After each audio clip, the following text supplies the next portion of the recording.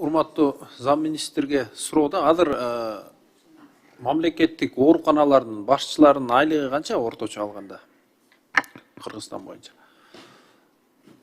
Саламатсызбы? Чоң рахмат сурооңузга.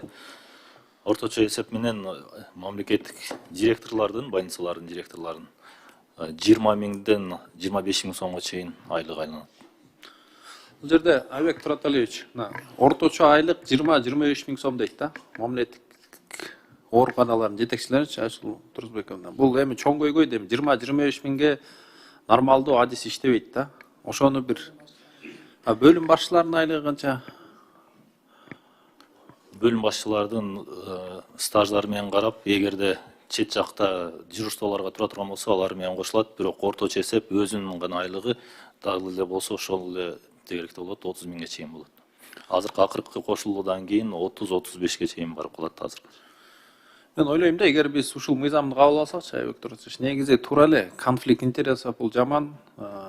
Эми алар деле мүмкүн клиенттерди байкап өзүнүн клиникасына буруп кетет. Ошондо сиз айткандай медицинабыз бир топ каржылардан кургалат.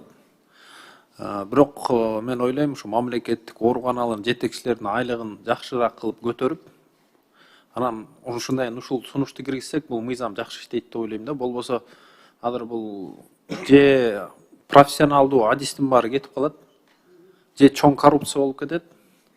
Кыскасы ушуну эске алышыбыз керек да, Айсул Турсунбековна.